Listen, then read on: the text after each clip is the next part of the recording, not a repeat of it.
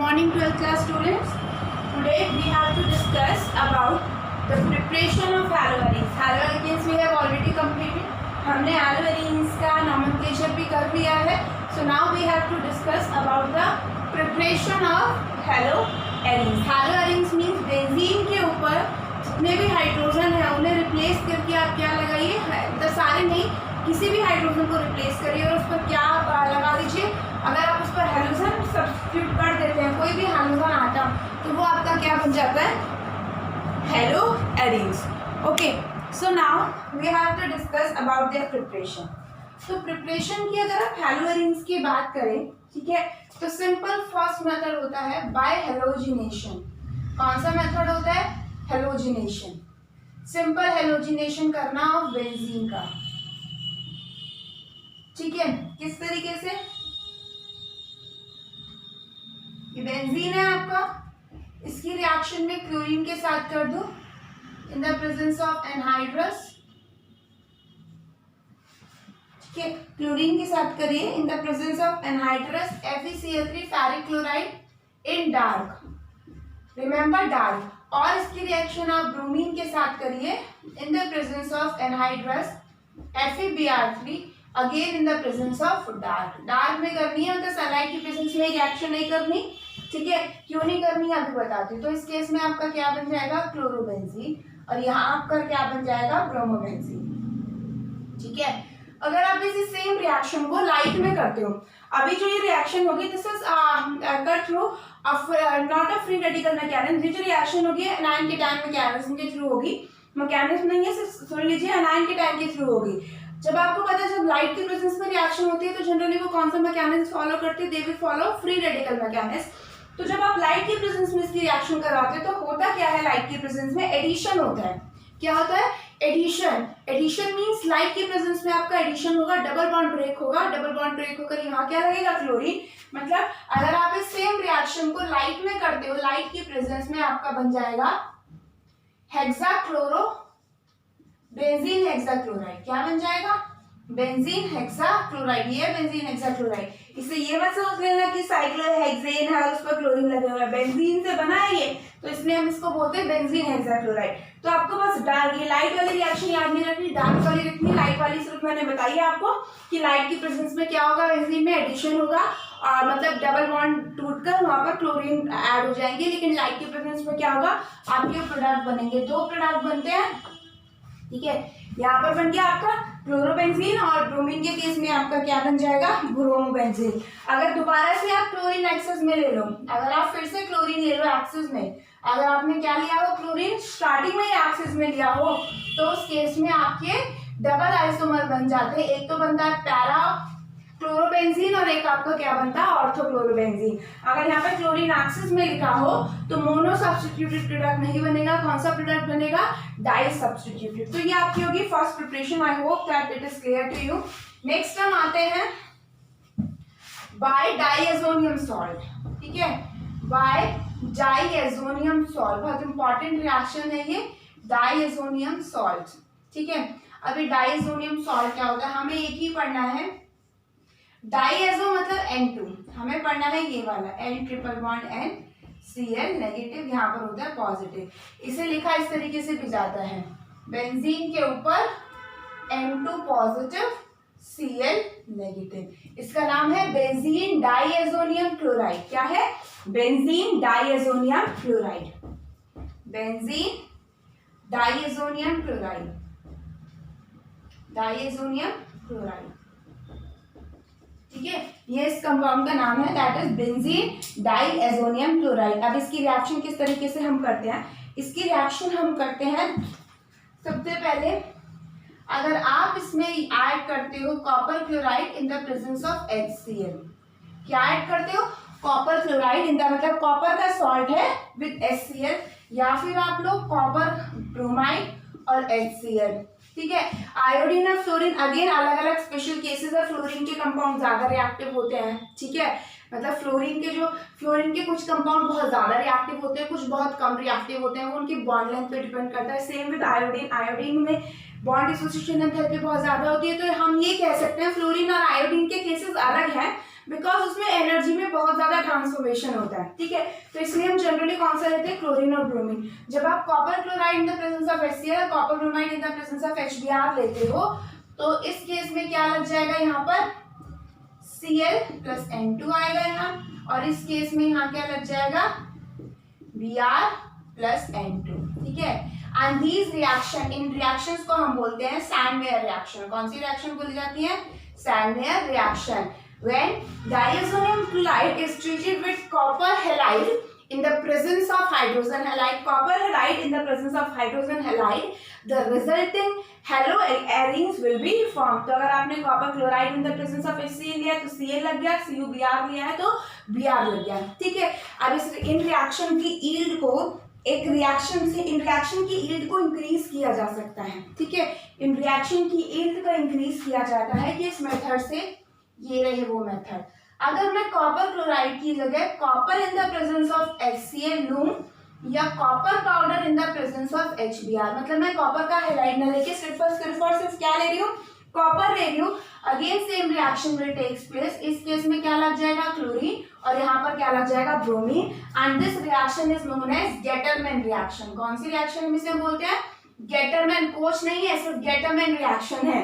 Mean Sandmeyer में तो आपको कॉपर हैलाइड फिर हाइड्रोजन हैलाइड लेना था, ठीक है, लेकिन गेटरमैन में copper powder with hydrogen halide आप ले रहे हो, तो रिजल्टिंग आपको क्या मिल रहा है, हेलोएल्केन्स मिल रहा है, ठीक है। ये रहा बेंजीन डाइऑक्सिनियम क्लोराइड। लेकिन इन रिएक्शन में, तो ये Sandmeyer reaction notes, right a short note तब आते हैं, तो आपको क्या करना होता है, इस रिएक्शन को प्रॉपर्ली लैंग्वेज फॉर्म में लिखना है, that when benzene diazonium chloride is treated with this in the presence of this, the resulting haloalkane will be formed इस तरीके से।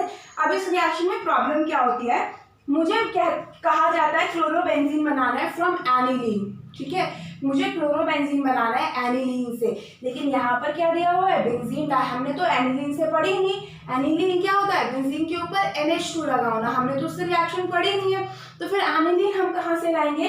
तो मैं आपको इस रिएक्शन से पहले का स्टेप बता रही हूँ। कभी कभी ये रिएक्शन यहाँ से शुरू ना हो के एनिलीन से शुरू होती है, तो पहले हम एनिलीन से बेंजीन डाइऑक्सिनियम क्लोराइड बनाएंगे, that is your one step reaction. उसके बाद आगे यानी इसी रिएक्शन में कंटिन्यूएशन है कि आप एनिलीन से ये वाला जो कंपाउंड है बेंजीन डाइऑक्सिनियम क्लोराइड कैसे बनाएंगे, ठीक है। तो जब आप एनिलीन लेते हो, एनिलीन मींस बेंजीन है, उसके ऊपर NH2, दिस इज एनिलीन। इसकी रिएक्शन करो आप NaNO2 sodium nitride plus HCl, ठीक है, ये कंबाइन होके बनाता है इन सिटू रिएक्शन HNO2, और इसको हम बोलते हैं नाइट्रस एसिड। इन सिटू का मतलब मैंने आपको बताया था with in the reaction prepare होना, ठीक है, कि अलग से प्रेजेंट नहीं होता, विद इन द रिएक्शन। जब आप सोडियम नाइट्राइड प्लस HCl को मिक्स करते हो NaNO2 प्लस HCl, तो आपका नाइट्रस एसिड बनता है इन दोनों के मिक्सचर से, उसी नाइट्रस एसिड से हमारी रिएक्शन हो रही है।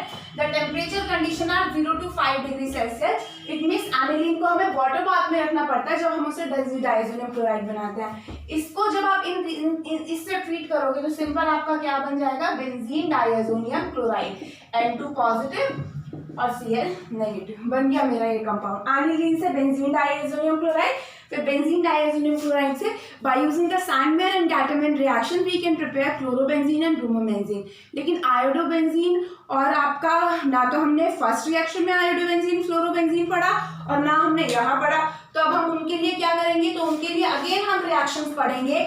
उनके लिए सिंपल रिएक्शन है, उन रिएक्शन का कुछ काम नहीं है, कोई सैंडमेयर और गैटरमैन रिएक्शन नहीं है। किस तरीके से है वो रिएक्शन मैं यहाँ लिख रही हूँ, देखिए बेटा, देखो, दिस इज बेंजीन के ऊपर N2 पॉजिटिव Cl नेगेटिव, ठीक है, this is your benzene diazonium chloride. अगर आप पोटेशियम आयोडाइड का सोल्यूशन लेते हो और इसे सिर्फ आप क्या करते हो, वार्म करते हो। पोटेशियम आयोडाइड का सोल्यूशन लिया और इसे आपने क्या किया, वार्म किया, तो सिंपल आपका बन जाता है आयोडोबेंजीन प्लस KCl, और N2 तो आपको पता है बहुत अच्छा लीविंग ग्रुप होता है क्योंकि बहुत स्टेबल होता है N2। तो ये आपका क्या बन गया, आयोडोबेंजीन। अब अगर मुझे फ्लोरोबेंजीन बनाना हो तो मैं इसके लिए क्या करूंगी, मैं उसके लिए से ट्रीट करूंगी HBF4 के साथ, that is my fluoroboric acid. क्या होता है ये, फ्लोरोबोरिक एसिड हम इसे बोलते हैं। अब आप इसे HBF4 के साथ ट्रीट करोगे तो ये वाला H और ये वाला Cl निकलेगा, माइनस HCl। बाकी एज इट इज एडिशन होगा फर्स्ट स्टेप में। तो फर्स्ट स्टेप में क्या बनेगा, फर्स्ट स्टेप में बनेगा ये इंटरमीडिएट होता है N2 पॉजिटिव BF4 नेगेटिव। अब मुझे क्या लगाना है, फ्लोरीन लगाना है, ठीक है। तो एक फ्लोरीन को बेंजीन के साथ लिखो, बाकी सब को हटा दो, तो लास्ट में आपका क्या बनेगा, this is fluorine plus BF3 plus N2, sorry N3 नहीं N2, क्या बनेगा, N2 बनेगा। तो ये आपकी सेकेंड रिएक्शन होगी ऐसे, ठीक है, कि how will you prepare fluorobenzene. इस रिएक्शन का एक नाम होता है, as the name is not in your syllabus, पर सुन लीजिए, Balz Schiemann reaction. Balz Schiemann reaction is the name of this reaction. ये HCl और फ्लोरोबोरिक एसिड, फ्लोरोबोरिक एसिड के साथ जो हमें करी है, इस रिएक्शन को हम बोलते हैं बाल-सिजमैन रिएक्शन। तो आई होप प्रिपरेशन क्लियर होंगी, सिर्फ ये दो प्रिपरेशन आपको पढ़नी है। नेक्स्ट हम चलते हैं इनकी प्रॉपर्टीज की तरफ, ठीक है। नेक्स्ट अब हमको डिस्कस करना है इनकी प्रॉपर्टीज के बारे में। Properties of haloarenes. आपको पता है हम हमेशा दो टाइप की प्रॉपर्टीज डिस्कस करते हैं, एक होती है फिजिकल। तो सबसे पहले मैं फिजिकल की बात करूं, फिजिकल प्रॉपर्टीज की, ठीक है। तो फिजिकल प्रॉपर्टीज की बात करेंगे हम, ठीक है। सबसे पहले हम बात करते हैं इसकी फिजिकल प्रॉपर्टीज की, ठीक। तो फिजिकल प्रॉपर्टीज की अगर आप बात करें तो ये जितने भी आपके हैलोवेरिन्स हैं, generally exist in liquid state, almost सारे के सारे किस में एग्जिस्ट करते हैं, लिक्विड स्टेट में एग्जिस्ट करते हैं, ठीक है। इनका बॉइलिंग पॉइंट लेस होता है। बॉइलिंग पॉइंट लेस इसलिए होता है, अट्रैक्शन नहीं है, ज्यादा अट्रैक्शन नहीं होता, ठीक है। और वो इंक्रीज होता है with molar mass, increase with molar mass, इतना आपको पता ही है, ठीक है। जो कंपाउंड सॉलिड में एग्जिस्ट करते हैं, जो कंपाउंड किस में एग्जिस्ट करते हैं, सॉलिड स्टेट में एग्जिस्ट करते हैं, उन केसेस के लिए आप अगर melting point of para isomer की बात करो तो वो ज्यादा होगा, पैरा आइसोमर इज हाई, ठीक है, as compare to ortho isomer. Para isomer का आपको पता है जो सिमेट्री होती है, एक प्लेन है, एक बॉन्ड ऊपर है और एक बॉन्ड नीचे, तो एक तरीके से सिमेट्री है, क्रिस्टल लैटिस में इजीली फिट हो जाता है। सिमेट्री होने की वजह से उसका मेल्टिंग पॉइंट क्या हो जाता है, इंक्रीज, पैरा आइसोमर का, ठीक है। उसके अलावा इनकी अगर सॉलिबिलिटी की बात करो वाटर में, तो ये हेलोएल्कीन से भी लेस सॉल्युबल होते हैं। हेलोएल्कीन भी इमिसिबल होते हैं वाटर में, बट हाँ, ठीक है, पार्शियल इमिसिबल कह दो या इमिसिबल कह दो, ये तो बिल्कुल भी नहीं होते, ठीक है, because it will contain a large hydrophobic part. Benzene एक लार्ज हाइड्रोफोबिक पार्ट है, कोई इंट्रैक्शन नहीं होता वाटर के साथ, इसलिए they are insoluble in water, ठीक है। तो ये इनके फिजिकल प्रॉपर्टीज हो गए, बस इतना ही पढ़ना है। नेक्स्ट अब हम आते हैं इनकी मेन केमिकल प्रॉपर्टीज पे, ठीक है, वो ज्यादा इंपॉर्टेंट है, केमिकल प्रॉपर्टीज। चलिए अब हम बात करते हैं केमिकल प्रॉपर्टीज में। सबसे पहली चीज तो यही है, ठीक है, केमिकल प्रॉपर्टीज, बेंजीन जो है वो लेस रिएक्शन शो करते हैं। बेंजीन क्या करते हैं, लेस रिएक्शन शो करते हैं, ठीक है। बेंजीन का सबसे पहले अगर मैं बात करूं, न्यूक्लियोफिलिक सब्स्टिट्यूशन, फर्स्ट रिएक्शन आपकी कौन सी होगी, nucleophilic substitution, nucleophilic substitution reaction, ठीक है। अब बेंजीन की अगर आप बात करें, बेंजीन में नहीं, हम यहाँ पर किसकी बात कर रहे हैं, हेलोबेंजीन की बात कर रहे हैं। आपको पता है हेलोजन के ऊपर लोन पेयर प्रेजेंट होते हैं, 3 लोन पेयर प्रेजेंट होते हैं या नहीं, ठीक है। तो जो आपका बेंजीन है, ठीक है, लेस है, क्या है इसमें होती है, बहुत कम होती है न्यूक्लियोफिलिक सब्स्टिट्यूशन रिएक्शन। उसका रीजन क्या है, मींस न्यूक्लियोफिलिक सब्स्टिट्यूशन के लिए आपको एक न्यूक्लियोफाइल से दूसरे न्यूक्लियोफाइल को क्या करना है, सब्स्टिट्यूट करना है। हेलोएल्केन्स में जब हमने किया था तो हमने देखा था कि 2 केसेस से होते थे, या तो पहले आप उस हेलोजन को निकाल दो तब दूसरे न्यूक्लियोफाइल का अटैक कराओ, या फिर आप क्या करो, आप हेलोजन जहां हेलोजन लगा हुआ है उससे बैक साइड में न्यूक्लियोफाइल का अटैक कराओ। इसमें क्या होता है, इसमें सबसे पहली चीज तो इस बॉन्ड को ब्रेक करना ही बहुत डिफिकल्ट है। इस बॉन्ड को ब्रेक करना डिफिकल्ट क्यों है, due to partial double bond character, ये आपने पढ़ा ही होगा, पढ़ा था या नहीं पढ़ा था। हेलोज, जब आपका हेलोजन लगा है, इसमें पॉजिटिव चार्ज देगा, एक लोन पेयर यहाँ चला जाएगा, ठीक है, और ये नेगेटिव चार्ज यहाँ। तो ये पार्शियल, इस कार्बन और हेलोजन के बीच में पार्शियल डबल बॉन्ड कैरेक्टर है। तो सबसे पहली चीज तो यही आ गई कि इस बॉन्ड को ब्रेक करना बहुत डिफिकल्ट है due to partial double bond character. Second thing, आप देख रहे हो पूरी की पूरी बेंजीन रिंग पे नेगेटिव चार्ज क्या हो रहा है, डीलोकलाइज हो रहा है। और हम कहते हैं that benzene ring is highly electron rich in nature. जो बेंजीन रिंग होती है वो क्या होती है, हाईली इलेक्ट्रॉन रिच होती है नेचर में। जो भी आपकी बेंजीन रिंग है it is highly electron rich in nature. अब जब बेंजीन इतना इलेक्ट्रॉन रिच है नेचर में तो उसके पास कोई न्यूक्लियोफाइल आएगा कैसे, ठीक है, कैसे आप इजीली उस पर न्यूक्लियोफाइल सब्स्टिट्यूट करा सकते हो। तो ये दो रीजन है तो that benzene is less reactive towards nucleophilic substitution reaction. First reason there is a partial double bond character between carbon and hydrogen, तो उस बॉन्ड को ब्रेक करना बहुत मुश्किल है। दूसरा, benzene ring is highly electron rich in nature, so a nucleophile will not easily approach to it, वो इसे इजीली अप्रोच ही नहीं कर सकता, ठीक है। तीसरा रीजन भी हम ये बोल सकते हैं कि ये आपका जो कार्बोकेटायन है दिस इज sp2 हाइब्रिडाइज, और sp2 हाइब्रिडाइज जो कार्बोकेटायन होता है वो उस जो भी sp2 हाइब्रिडाइज आटम होता है उस पे उसकी इलेक्ट्रोनेगेटिविटी इंक्रीज हो जाती है। इलेक्ट्रोनेगेटिविटी इंक्रीज होने का मतलब है वो हेलोजन को, इलेक्ट्रॉन को अपनी तरफ ज्यादा टेंडेंसी से खींच के रखेगा, जिसकी वजह से वो हेलोजन को इजीली रिमूव नहीं होने देगा। तीसरी चीज ये भी है, मान लो किसी तरीके से आपने हेलोजन को रिमूव करके इस पर पॉजिटिव चार्ज ले भी आए, ठीक है, तो ये क्या आंसर कैटायन बन जाएगा, this is phenyl cation and it is very unstable in nature. Unstable क्यों है, बेंजीन है, ये बेंजीन के ऊपर आपने पॉजिटिव चार्ज लगाया हुआ है, ठीक है, फिनाइल के ऊपर पॉजिटिव चार्ज लगाया है। Phenyl is highly electron rich in nature, तो उसके ऊपर पॉजिटिव चार्ज कभी भी स्टेबल नहीं होगा। तो ये बहुत सारे रीजन हैं जिससे हमें पता चलता है that haloarenes are less reactive towards nucleophilic substitution reaction. But एक तरफ ये भी है कि रिएक्शन होती तो है, अब रिएक्शन होने के लिए क्या चाहिए, मैंने आपको पहले भी बताया था, इट इज नॉट नेसेसरी कि जैसे हमने पी ब्लॉक में पढ़ा कि जो आपके कंपाउंड होते हैं नॉबल गैस वो रिएक्टिव नहीं होते क्योंकि उनका ऑक्टेट कंप्लीट है।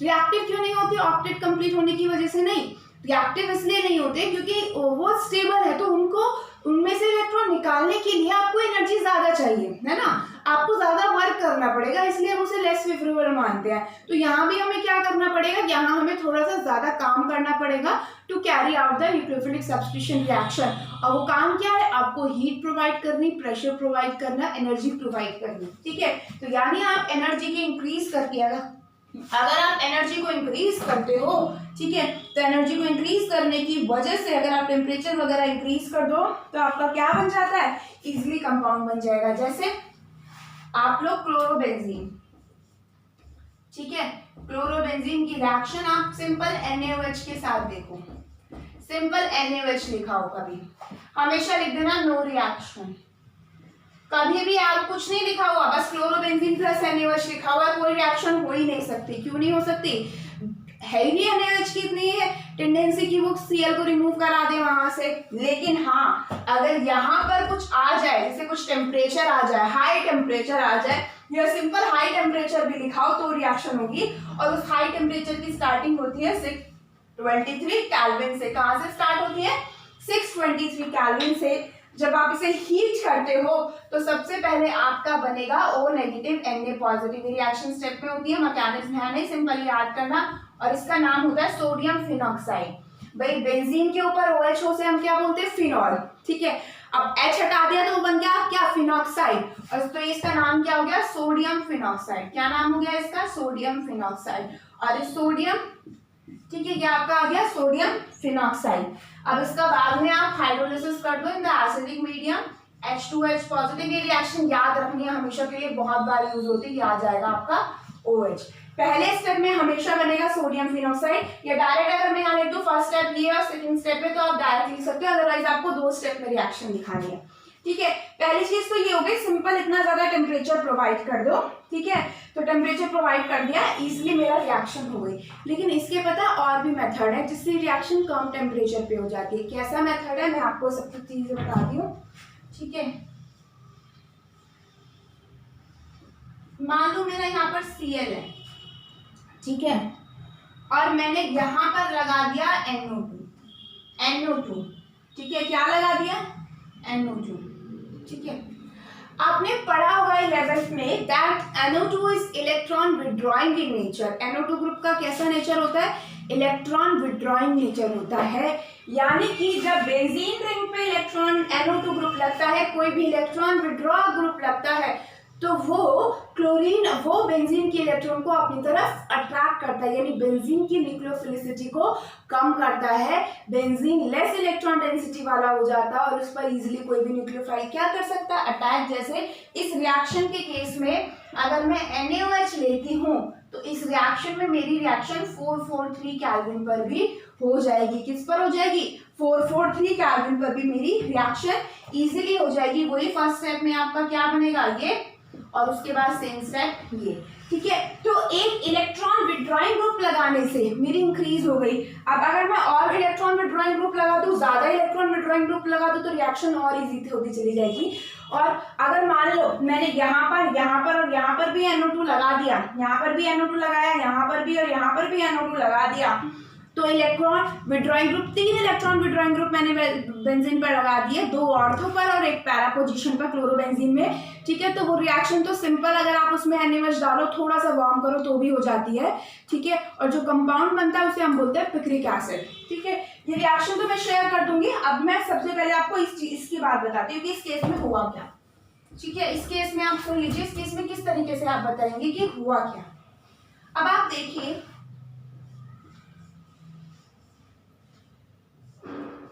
ठीक है, फर्स्ट केस में क्या था बेटा, फर्स्ट केस में था ये इलेक्ट्रॉन इस तरीके से वो हो रहे थे, ठीक है। मैं थोड़ी सी रेजोनेटिंग स्ट्रक्चर आपकी बना दूं, पॉजिटिव, यहाँ पर नेगेटिव, ये यहाँ पर, ये यहाँ पर, ठीक है। ये बॉन्ड यहाँ, ये नेगेटिव यहाँ, इस तरीके से क्या हो रहा है, डीलोकलाइजेशन हो रही है। उसके बाद ये यहाँ जाएगा और ये यहाँ जाएगा, ठीक है। यानी पूरी बेंजीन पे नेगेटिवली डीलोकलाइज करना है। लेकिन अब सेकंड केस देखिए, सेकंड केस क्या होगा। सेकंड केस है जब मैंने यहाँ पर क्या लगा दिया, इसके साथ यहाँ पर मैंने लगा दिया NO2 ग्रुप। कौन सा ग्रुप लग गया, NO2। तो अब स्ट्रक्चर देखिए, ये यहाँ जाएगा और ये यहाँ जाएगा। तो फर्स्ट स्टेप में जो बनेगा वो इस तरीके से बनेगा बेटा,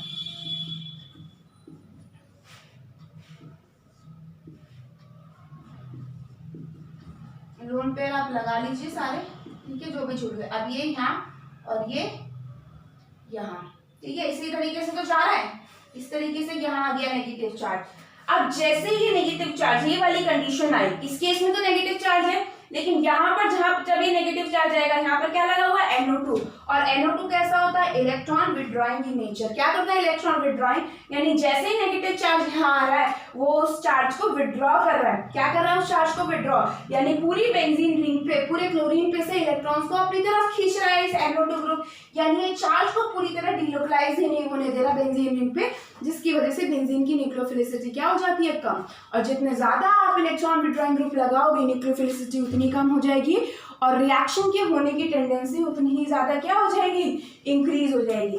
तो ये है आपकी रिएक्शन, न्यूक्लियोफिलिक सब्स्टिट्यूशन रिएक्शन, ठीक है। बाकी की जो रिएक्शन है वो आप लोग खुद पढ़ेंगे। सिंपल रिएक्शन में कोई मैकेनिज्म नहीं है, सिर्फ हमारा मेन क्या था, न्यूक्लियोफिलिक सब्स्टिट्यूशन रिएक्शन। बाकी की चीजें जो भी रह गई हैं we will discuss in the next class. Thank you so much.